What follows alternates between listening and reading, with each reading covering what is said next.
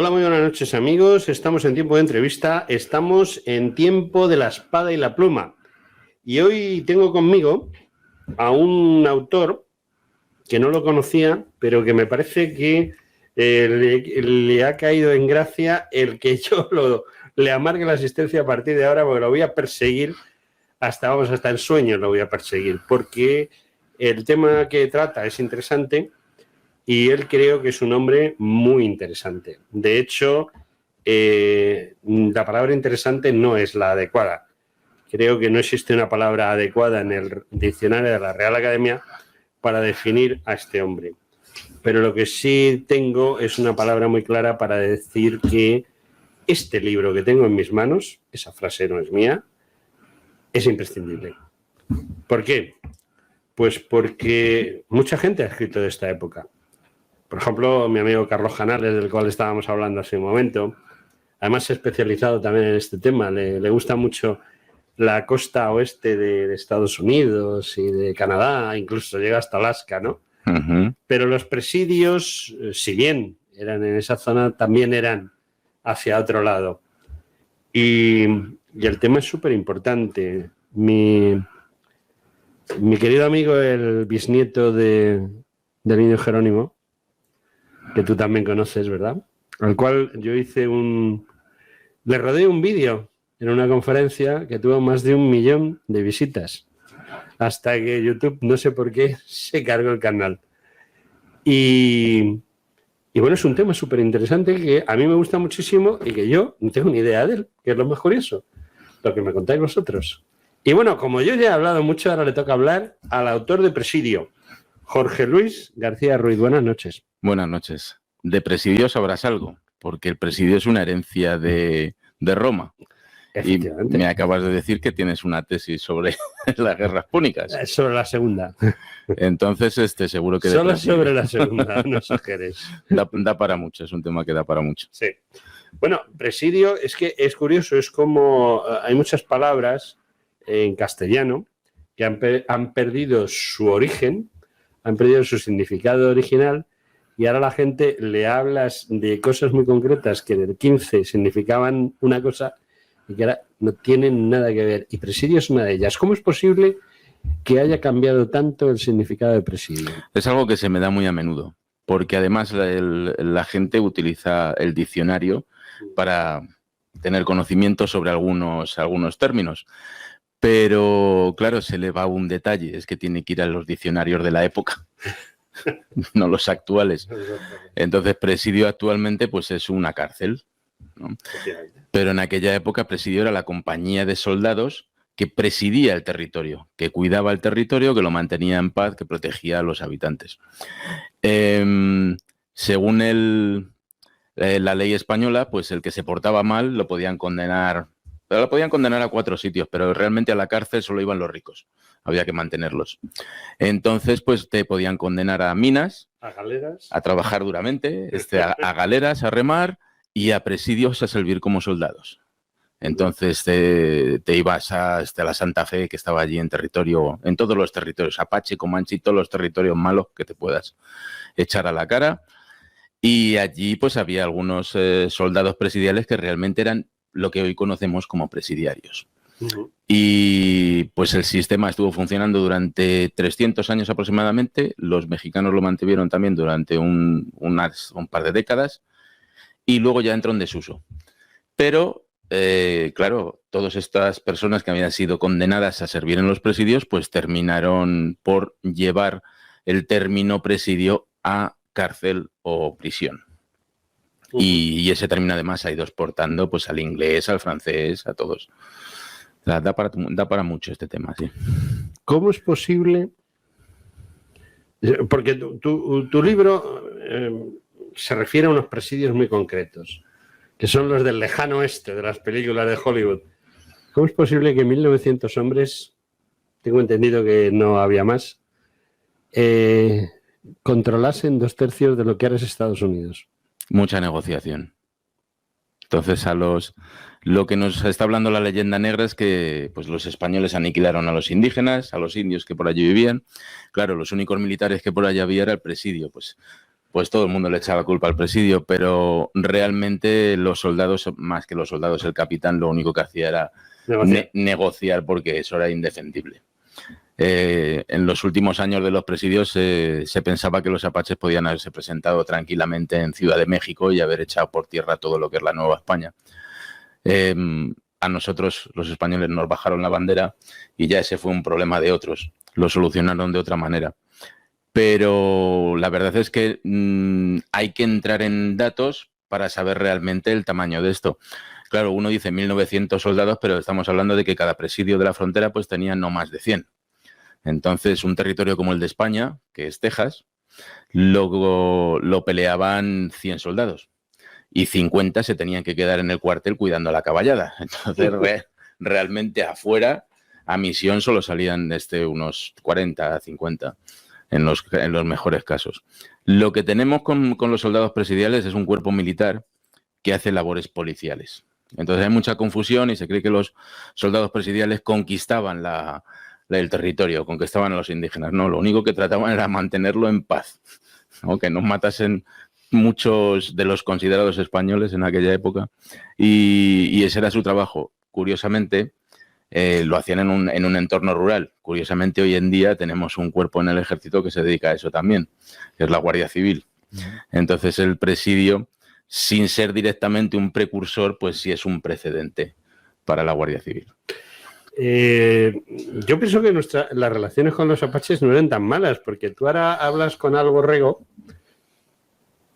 y te dice que él se siente muy español, muy, muy descendiente de sus apaches, y que él cuando habla con los apaches, no sé si tú estás de acuerdo o no, pero bueno, yo he hablado con Al y he llegado a esa conclusión de que quizá hay mucha exageración, sobre todo mucha leyenda negra, que no es verdad. Es decir, las relaciones entre los apaches, los sioux o cualquier otra tribu que hubiese por aquellas zonas con los españoles era buena, porque los españoles les enseñaban cosas, les daban cosas y trataban de mantener una buena relación, entiendo. No exactamente con los apaches. Los apaches fueron el principal enemigo que tuvieron los españoles O sea, que no hubo una buena relación, como América. Tratan de vendernos también por ese lado. No, las únicas buenas relaciones que los españoles tenían eran con los indios pacíficos, que pedían que les estableciesen misiones. Al final las misiones eran pueblos, los indios se autogobernaban, tenían su propio alcalde, policía, todo. Y son los únicos que tuvieron una buena relación con españoles. El resto de los apaches nunca fueron siempre el enemigo. Entonces, el concepto que también hay es que los apaches pues eran un grupito. No, los apaches eran prácticamente todos los indios que había en la Norteamérica.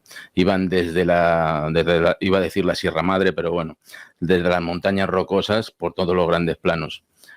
Tenemos como unos 20 o más grupos de apaches, grupos grandes, que estaban por todo el territorio. Tenemos una entrada, el primer eje de conquista, que es el que va hacia el Nuevo México, el Camino Real de Tierra Adentro, el Camino Real de Santa Fe, que estaba con unos indios que cultivaban sus terrenos, con riego además, estaban bastante... Sí, porque aquello no es tan secano como nos lo venden las películas. Sí lo es. ¿Sí? Lo es.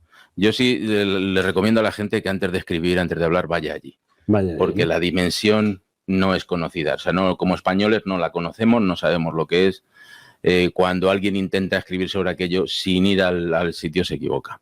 Y entonces, en este caso, lo que ocurre es que esos indios pueblo pues estaban como unos pocos máximo kilómetros de lo que es el Río Grande. Entonces tenían riego para sus campos.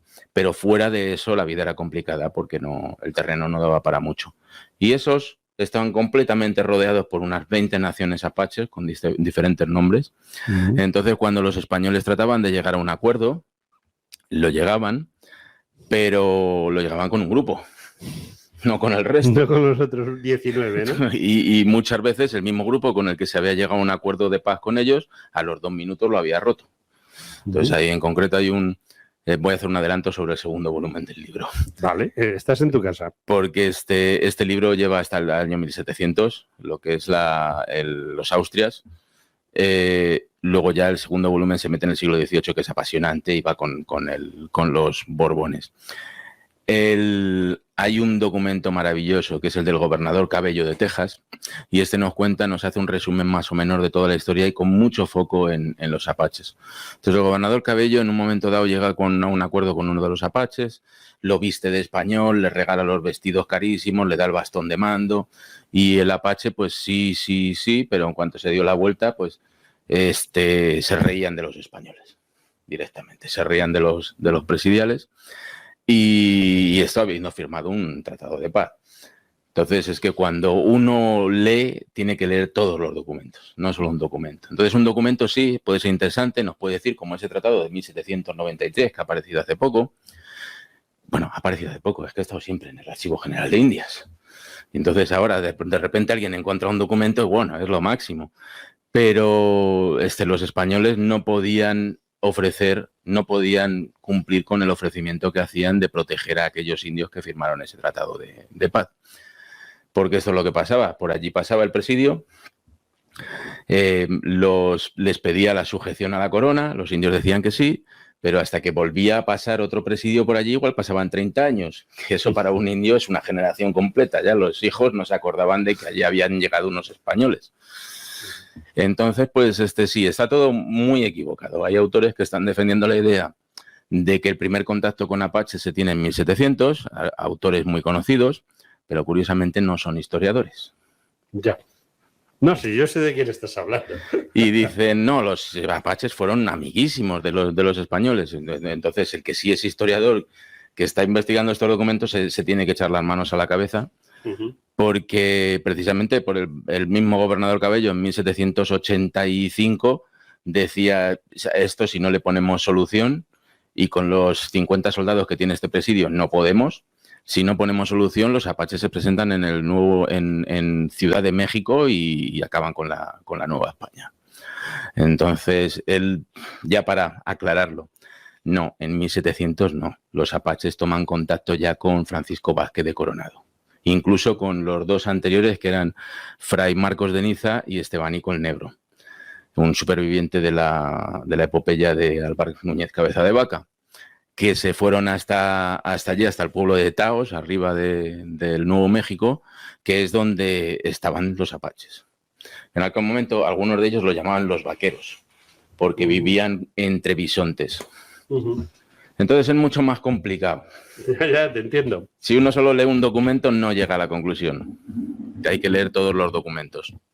Yo personalmente es que, vamos a ver, es un tema muy desconocido para mí y después de hablar contigo, más desconocido todavía, porque quizá yo me he dejado influenciar mucho por ciertos autores y por ciertas personas, precisamente de los que pone aquí en el cartelito de tu libro, Héroes de Cavite. No sé si tú en algún momento le echas un vistazo al WhatsApp de Héroes de Cavite, pero hay auténticos... Bueno, yo ya hace muchísimo tiempo que no escribo nada, por la sencilla razón, primero porque no entiendo de esto, y segundo porque además de no entender no tengo ganas de entrar en disquisiciones con gente que entiende menos que yo todavía, ¿no? Así es. Es desesperante muchas veces. Sí. Porque yo para la elaboración de este libro, el otro día estaba echando el cálculo, aproximadamente leí 20.000 páginas. De unos 200 documentos, algunos de ellos tienen 1.000 páginas.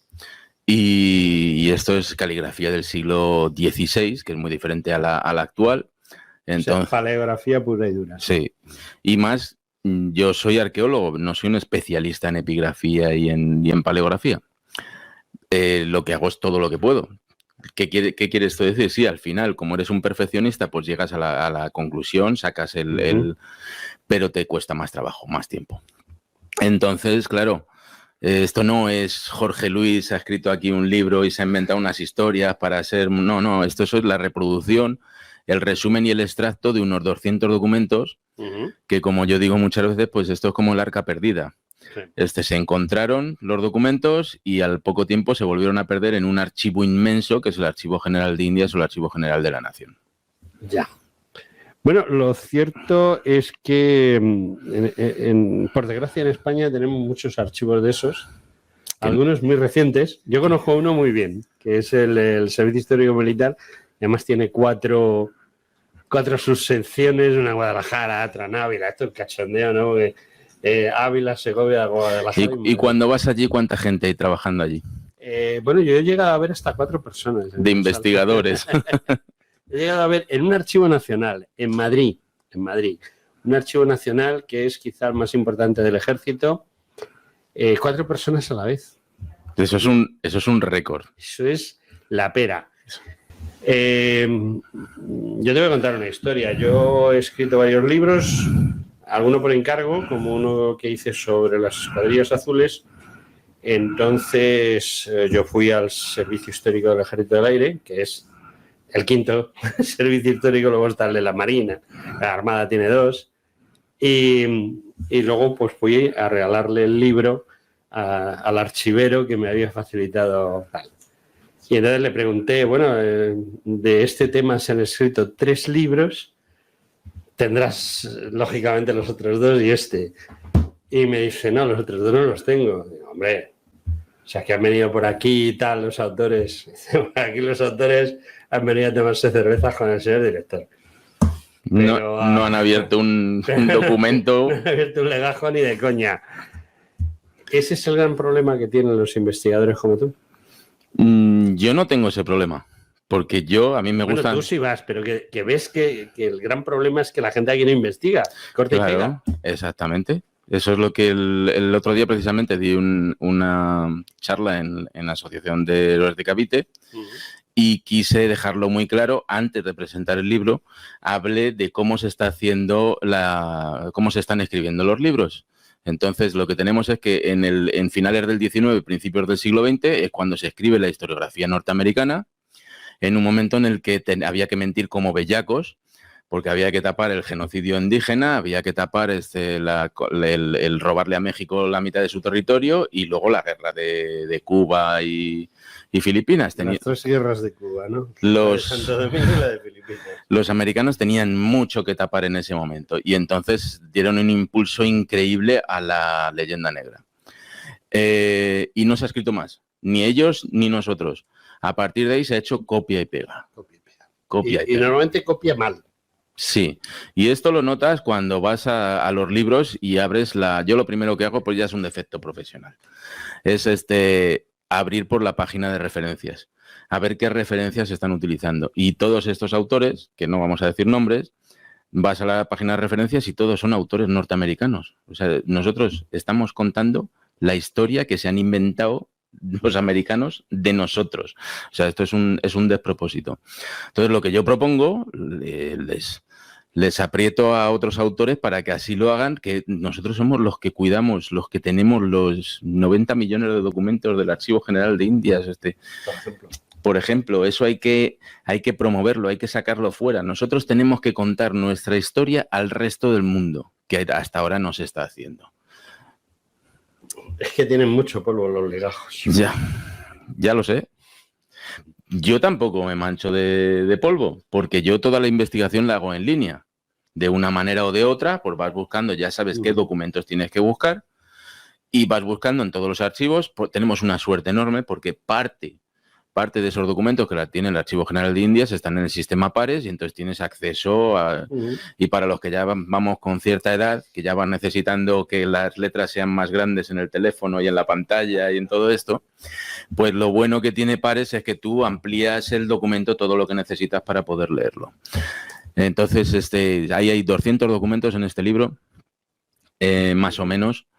No he recuperado todos porque había algunos que eran repetitivos y otros pues no los he considerado interesantes. Y en eso pues han salido 25 capítulos y ha habido que cortarlo en algún momento porque empecé con este libro pensando en que solo iba a hacer un libro, precisamente un libro de copia y pega, ¿no? Quería un libro rápido para darme a conocer en España porque todo lo que tenía publicado era en los Estados Unidos. O sea, tú tienes todo publicado en Estados Unidos. Sí. No, es que a mí me hace mucha gracia porque a mí cuando me dijeron que existías, pues yo... Ni me habías oído ni sabías que sí. Es normal. Me sonaba tu cara, no sé de qué, pero me sonaba de algo. Pero digo, bueno, y este hombre, esto es lo primero que escribe. O sea, a mí se me metió en la cabeza que esto era lo primero que escribe. No, yo tengo muy bien investigadas las misiones. Sí. las misiones españolas. Y de ahí, pues, O sea, eso es lo que te has dedicado, básicamente. No has tocado otro tema. bueno, sí, el primero que toqué fue el origen del nombre de Texas, que también está todo Eso del origen transformado. del nombre de Texas es como casi todo en historia, que es mentira, ¿no? Así es, así es. Entonces, el americano, para así darle una pincelada, el americano piensa que Texas, pues, viene de una palabra indígena que es Taisha, que significa amigos. Claro, el norteamericano nunca va a reconocer que algo próximo a España esté por ahí metido, ¿no? Entonces a España se la quitó de la ecuación rápido y entonces se dijo, bueno, pues la palabra significa amigos y además es una palabra indígena, esto es lo máximo. Y ahí está todo el estado de Texas, que ya os digo que es del tamaño de España y tienen por la mitad de población más o menos, está creyendo que la palabra viene de una palabra indígena y realmente viene del árbol tejo, según mi teoría. Según tu teoría. Lo que sí he demostrado yo es que el nombre actual es falso. Eso está demostrado documentalmente. ¿En qué sentido es falso? Hombre, es falso porque los americanos dicen que la palabra Taisha significa Texas porque hay una evolución, hay una corrupción del lenguaje español en la transcripción de Taisha que nos lleva a Texas, pero es que Texas se dijo Texas.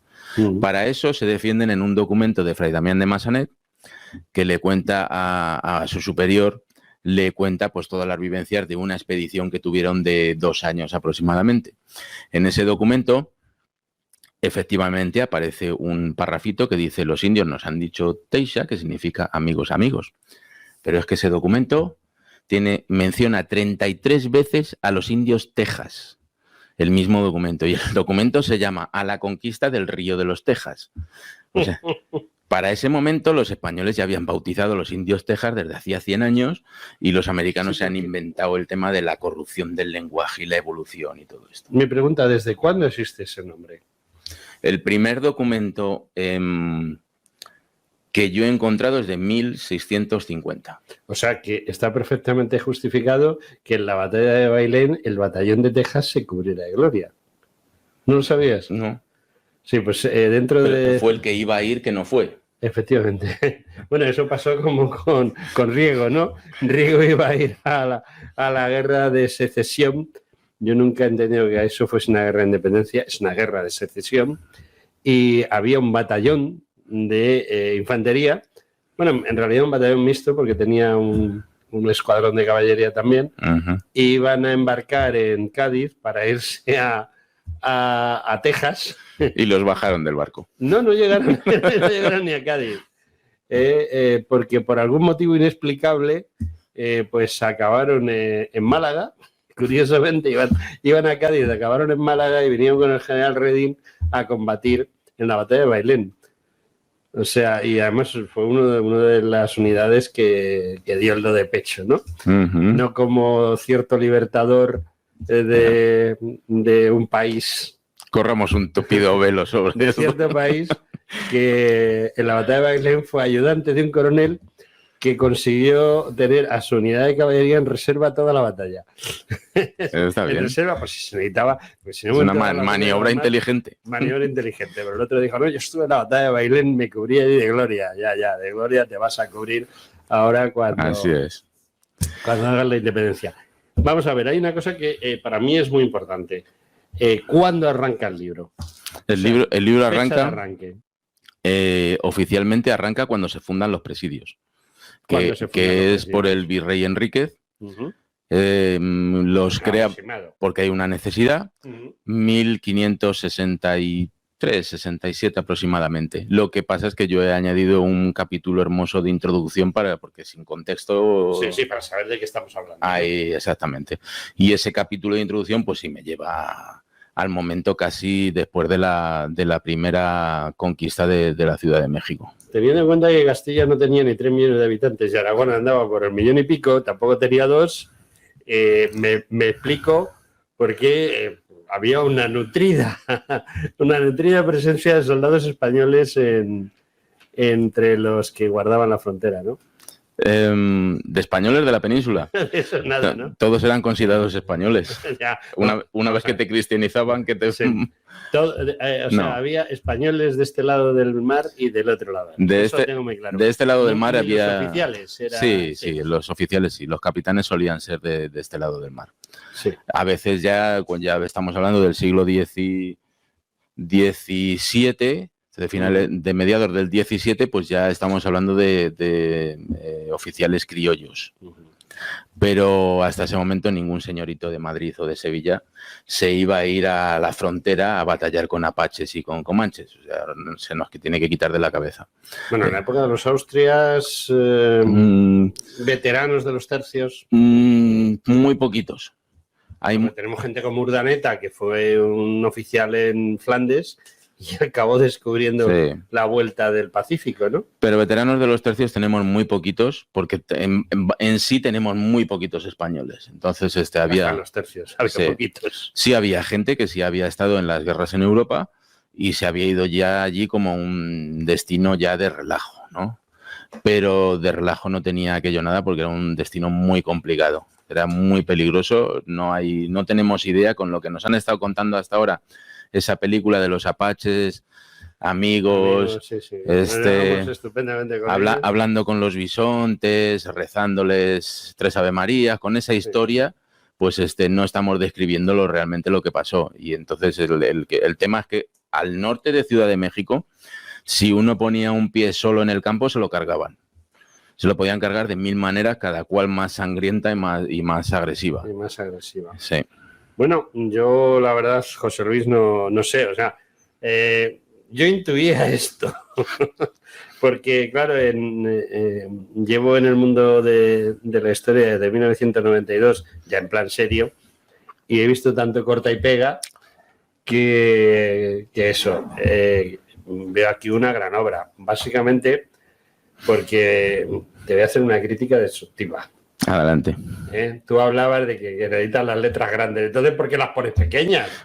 Porque había mucho que contar. Había mucho que contar y no querías pasar de las 300 páginas. Entonces había que achicar espacios y había que juntar líneas.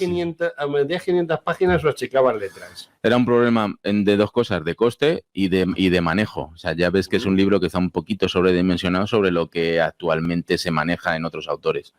Había mucho y te digo que en un momento dado llegué a tener 800 páginas y dije, y me quedaba muchísimo del siglo XVIII por meter, que era lo más importante, y dije, no, mira, esto no, ya tenemos que cortar y van a ser 2 volúmenes, porque meter un bisturí a 800 páginas es perderte la mitad de la historia, ¿no? No, has hecho bien. Lo que pasa es que, bueno, yo tengo un problema y es que no he leído el libro. Ni siquiera he leído, porque me lo acabas de traer tú. Entonces, no sé de qué iba. O sea, a mí me dicen, no sé qué, héroes de Cavite, que son, la verdad, unos grandes amantes de la historia, tanto Ángel como Abascal. Los dos son 2 tíos que están ahí muy puestos. Me piden el favor de que te entreviste y para hacer propaganda de esa gira, esa tournée. No la tournée de Dios de Jardiel Poncela, pero algo parecido. 25 ciudades en total. Sí. Para cuando termines puedes volver. Sí. ¿Sabes por qué? Porque ya me habrá dado tiempo por lo menos a leerme los titulillos. Y ya tendrás comentarios para hacerme. Claro que sí, aquí estamos. Pero yo cuando vengas tú, yo voy a venir con el hacha. Bueno, no hay problema. Porque entiendo que contigo sí que puedo hablar del libro. Yo el problema que vas a tener es que yo, de la manera que he hecho el libro, vas a tener muy pocas oportunidades de meter el hacha. A mí es muy difícil que me pillen porque... No, yo no te voy a pillar, yo voy a que tú me cuentes cosas. Básicamente el libro lo que es en algunos casos un extracto y en otros casos un resumen de los documentos originales. Sí. Entonces, cuando alguien se pone muy pesado con el tema leyenda negra, porque hay muchas verdades que son incómodas en ese libro, que van a cambiar la narrativa que hay establecida actualmente, tanto de los defendientes de los indígenas como de los que creen que saben de historia. ¿Algo Rego a lo mejor no sale muy bien parado de tu libro? No, en mi libro solo hay historia y hay documentos. Vale. Yo solo... No me has respondido, no sigas. Dime.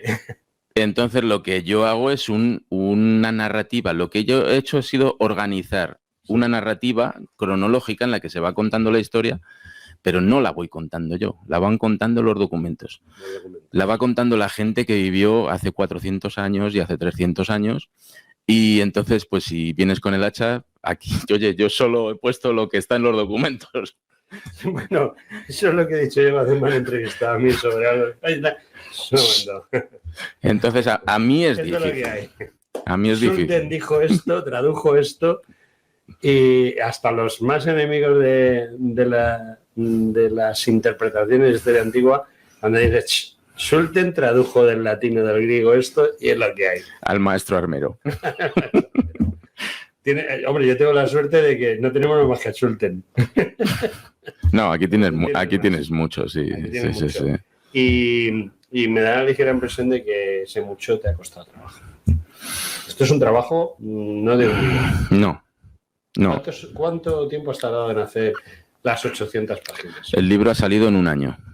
No está mal, pero dedicándole un esfuerzo. Claro, ahí está. Es que el libro de copia y pega inicial... Eso sale en 3 meses. Exactamente. Estaba pensado para 3 meses. Pero llegué a un momento en que dije, no, esto tiene que desarrollarlo. Es que aquí el copia y pega no funciona, ¿no? Y ha sido, pues hay capítulos como el de los franceses en Texas, o el de Juan de Oñate, o el de pues el gobernador Otermín, todo lo que es la conquista y reconquista del Nuevo México, que son absolutamente reveladores. Y por otra parte, esto deja sin armas totalmente a los indigenistas y a los necrolegendarios. Los desarma totalmente. Porque sí, ahora con el tema de Hollywood, pues tenemos un imaginario colectivo que nos está diciendo, bueno, hay unos indígenas malísimos, que eran los aztecas, ¿verdad? Es que eran mexicanos.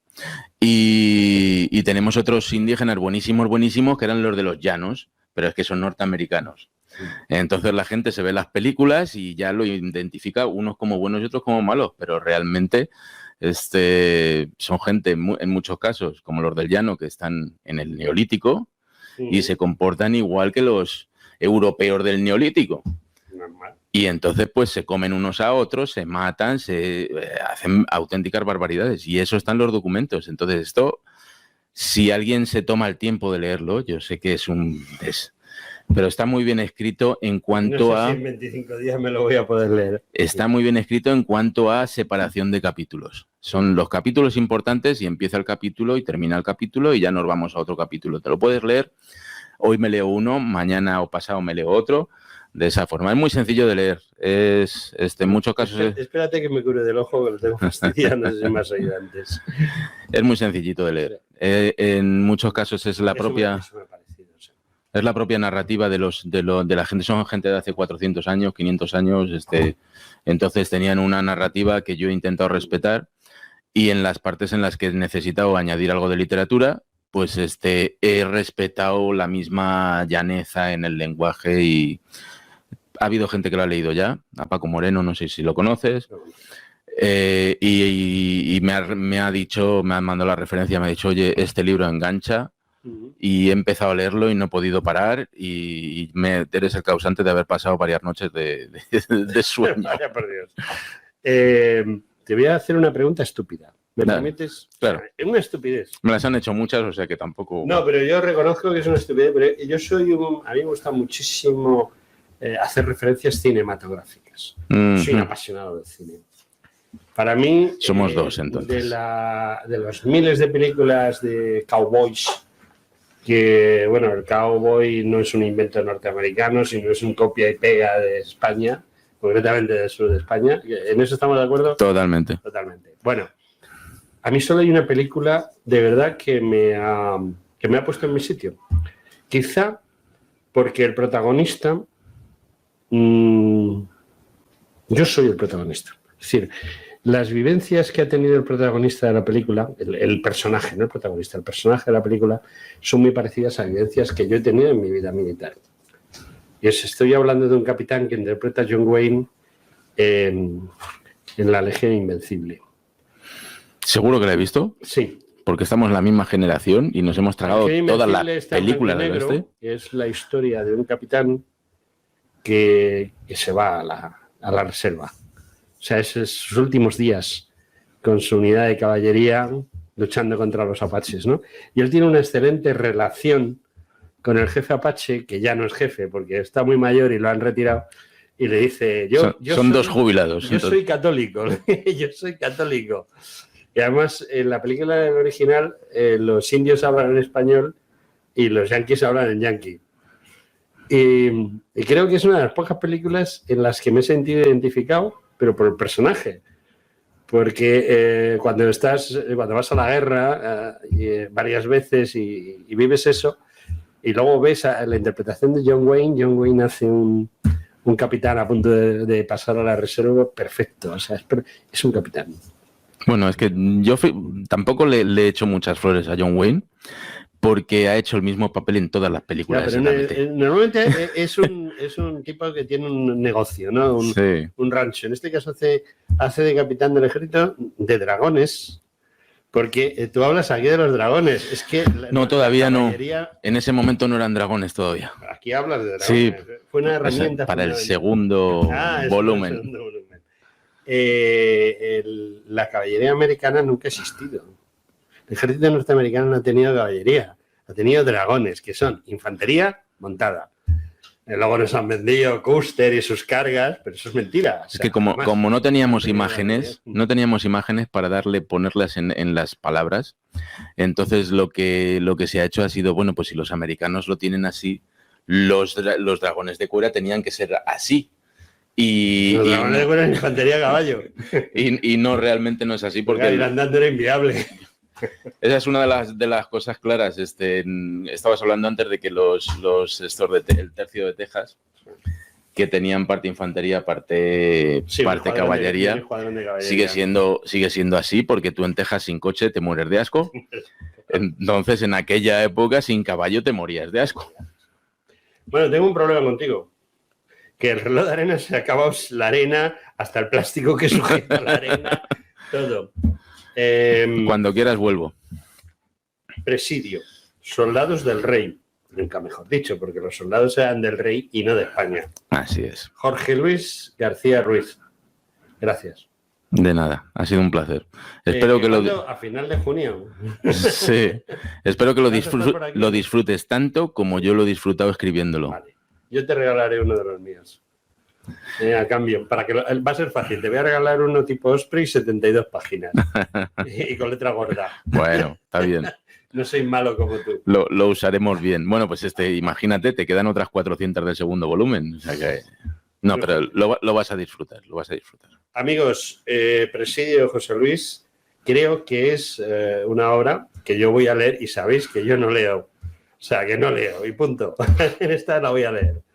Amigos, hasta dentro de un ratito que continuamos con el programa.